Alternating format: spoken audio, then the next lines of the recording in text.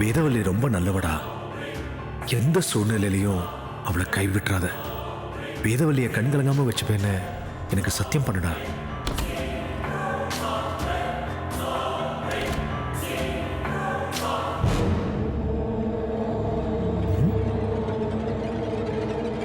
என்ன மூஞ்சி தூக்கி வச்சுக்கிட்டு கோவமா உட்காந்துட்டு இருக்க? ஆமாமா, நான் கோவப்படுற மாதிரி என்ன நடந்துச்சு? எல்லாம் நீங்க சந்தோஷப்படுற மாதிரி தானே நடந்துச்சு. எனக்கு எதுக்கு கோவம் வரணும்? அப்படித்தானே? எப்படி கோவம் வராம இருக்கும்? நீங்க வேதவல்லி மேல பாசம் வச்சிருந்தீங்க, அவளை கல்யாணம் பண்ணிக்கணும்னு ஆசைப்பட்டீங்க. ஏன் கனவுல கணவன் மனைவியா கூட வாழ்ந்திருப்பீங்க. உங்க தம்பி வேதவல்லிய கல்யாணம் பண்ணிக்கிட்டதுல உங்களுக்கு தான் ரொம்ப சந்தோஷம் போல இருக்கு. எப்படியோ வேதவல்லி இந்த வீட்டுக்கு வரணுங்கிற ஆசை நிறைவேறிடுச்சு. ஏய், வேதவல்லிய நாகராஜ் கல்யாணம் பண்ணணுங்கிறது கடவுளோட ஆசை, அது விதி. அதே மாதிரி நான் உங்களோட மனைவியா வரணுங்கிறது தான் கடவுளோட ஆசை. யாரோ யாரையோ கல்யாணம் பண்ணிக்கிட்டு எங்கேயோ போக இருந்தவள எல்லாரும் கூட்டிட்டு வந்து கும்மி அடிச்சிட்டு இருக்கீங்களா? இதுல கடவுளோட ஆசைன்னு வர சொல்லிட்டு இருக்கீங்க. நான் தெரியாம தான் கேக்குறேன், நாகராஜ் அப்படி என்ன சாதனை பண்ணிட்டான்? குடும்பமே சேர்ந்து அவனை தாங்கன்னு தாங்குறீங்க. ஒரு வீணா போனவன் ஒரு ராசி இல்லாதவள கல்யாணம் பண்ணிக்கிட்டான், அவ்வளவுதான். கடனை தீக்குறாங்களாம், காசு கொடுப்பாங்களாம், பிசினஸ் ஸ்டார்ட் பண்ணுவாங்களாம். வேதவல்லி கண்ணுல கண்ணீர் வந்துடக்கூடாது, அவளுக்காக என்ன வேணாலும் செய்வாராம். அப்போ நாங்க பேசுனதெல்லாம் ஒட்டு கேட்டுட்டு இருந்தியா? எவ்வளவு கேவலமான புத்தி உனக்கு. ஆமா ஆமா ஆமா ஆமா, உங்க வீட்டுல இருக்கிறவங்களுக்குலாம் அப்படியே நல்ல புத்தி தாண்டம் ஆடுது. ஒட்டு கேட்டதை மட்டும் நான் சொல்லல, உள்ள இருக்கிறதையும் தான் நான் சொல்றேன். ஆசைப்பட்டவளை வீட்டுக்கு கூட்டிட்டு வந்துட்டாங்கன்ற சந்தோஷத்துல துள்ளி குதிக்கிறீங்க. வேதவல்லிக்கு கல்யாணம் நின்னு போய் அவளுக்கு நாகராஜ் மூலமா ஒரு நல்ல வாழ்க்கை கிடைச்சிருக்கு, அதான் எங்க எல்லாருக்கும் சந்தோஷம். அது உனக்கு பொறுக்கலையா? ஆமா, அவ இந்த வீட்டுக்கு வந்தது எனக்கு சுத்தமா பிடிக்கல, பயமா இருக்கு. உங்க தம்பி ஒரு குடிகாரன், அவளால அவன் கூட சந்தோஷமா வாழவே முடியாது.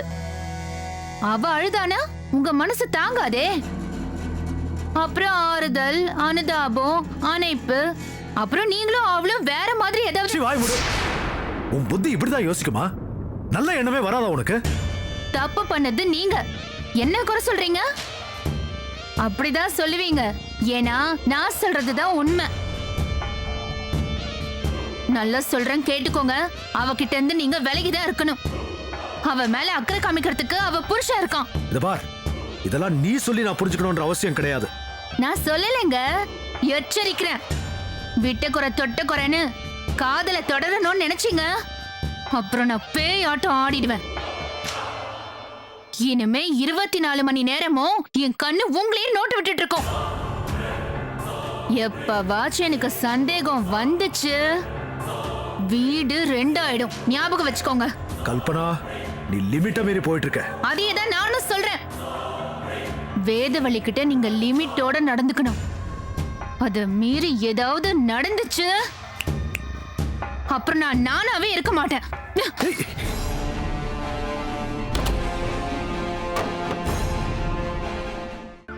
துதிப்போர்க்கு வல்வினை போம் துன்பம் போம், நினைஞ்சிற்படிப்போர்க்கு செல்வம் பலித்து கதித்தோங்கும், நிஷ்டையும் கைகூடும் நிமலனருள் தன் சக்தி கவசந்தனே, அமரனிடத்தீரவமரம் புரிந்த குமரனடி நெஞ்சே. என்னடா காலங்காத்தால உன் தூக்கம் கெட்டு போச்சா? இனிமே பாரு, தினம் காலையில உன் தூக்கம் கெட்டுரும். டேய் பர்மு, இதுக்கு தாண்டா நான் ஆசைப்பட்டேன். லக்ஷ்மி இருக்கும்போது இதே மாதிரி தாண்டா காலங்காத்தால பூஜை புனஸ்காரன்னு வீடு எப்பவும் தெய்வ மனமா இருக்கும்டா. உன் வேதவல்லி வந்தா அதே மாதிரி என் வீடு பழையபடி ஆயிடுச்சு.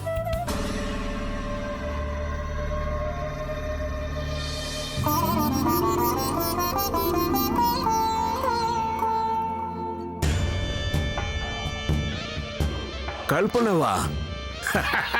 ரொம்ப சந்தோஷமா. நான் ஒரு நிமிஷம் வேதவெளி தான் நினைச்சு பரமுட்ட பேசிக்கிட்டு இருந்தேன்.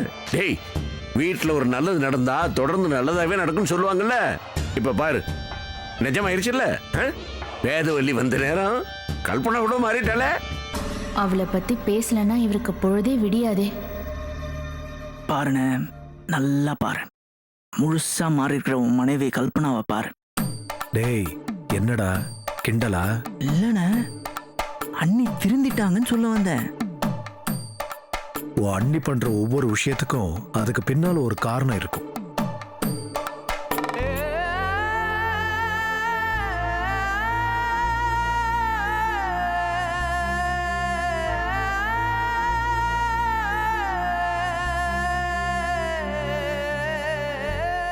கல்பனா ஒரு நிமிஷம்.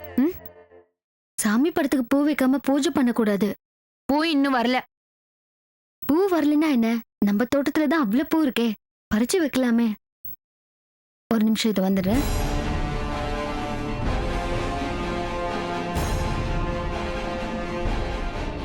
இப்படிதாம்மா எங்க வீட்டுல கூட அவங்க அம்மா ஒரு நாள் குளிக்காம பூஜை ரூம்குள்ள வந்துட்டான்னு வச்சுக்க, அவளுக்கு அவ்வளவு கோபம் வரும். இதெல்லாம் பார்க்கும்போது எனக்கு அந்த ஞாபகம் தாம்மா வருது. அவளுக்கு எந்த வேலை செஞ்சாலும் அதுல ஒரு அழகு இருக்கணும்னு நினைப்பாம்மா.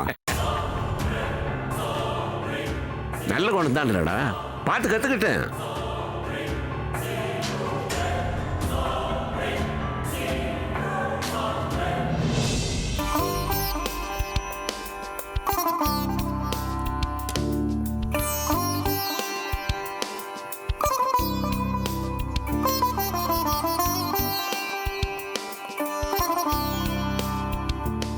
டேய் இப்ப பாரு, முழுசா மாறி இருக்கிற உன் அண்ணிய பாரு.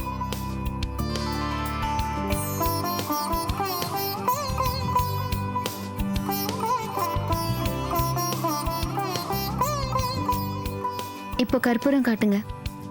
தப்பா எடுத்துக்காதீங்க.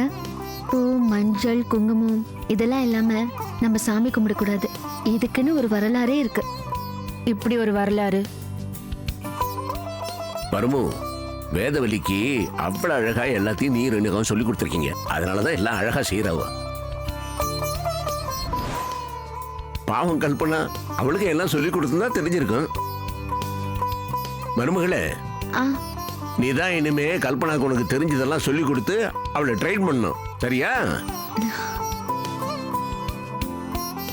கல்பனா, நீ சூட ஏத்தி என்னதான் சாமிக்கு அலங்காரம் எல்லாம் பண்ணிருந்தா கூட வேதவல்லி வந்து படத்துக்கு புஷ்பம் எல்லாம் வச்சா பாரு. அதுக்கப்புறம் தான் பூஜை ரூமுக்கு ஒரு கலையே வந்துச்சுமா, இல்லடா பரவும்?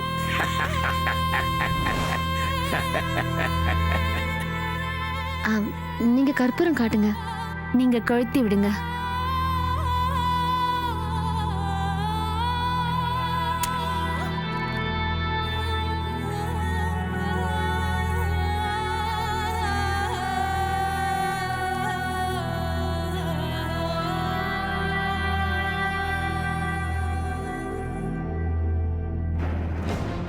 காலையில எழுந்து குளிச்சு கஷ்டப்பட்டு சாம்பிராணி போட்டு பூஜை பண்ணிட்டு இருக்கேன்.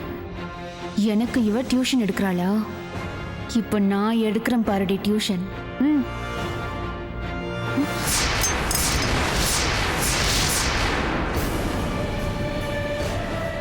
என்ன வேதவள்ளி, வீட்டுக்கு வந்து முதல்ல கற்பூரம் ஏத்துற, தட்டு தவறுது. எல்லா விஷயத்தையும் தெரிஞ்சு வச்சுக்கிட்டா மட்டும் போதாது, அதை செயல்படுத்துறதுக்கும் ஒரு ராசி இருக்கணும். அந்த குடுப்பனைய இந்த கடவுள் உனக்கு கொடுக்கல போல இருக்கு.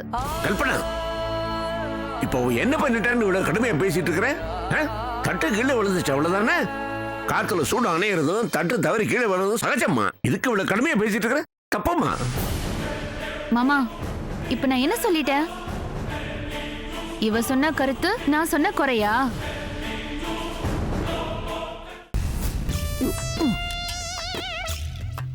இவங்க பாக்குறத பார்த்தா நம்ம சரக்கட்சி விஷயத்தை அப்பா கிட்ட போட்டு கொடுத்துருப்பாங்களோ. கோவிலுக்கு வரும்போது கூட அவன் குடிச்சிட்டு வருவான். இவனெல்லாம் திருத்தவே முடியாது.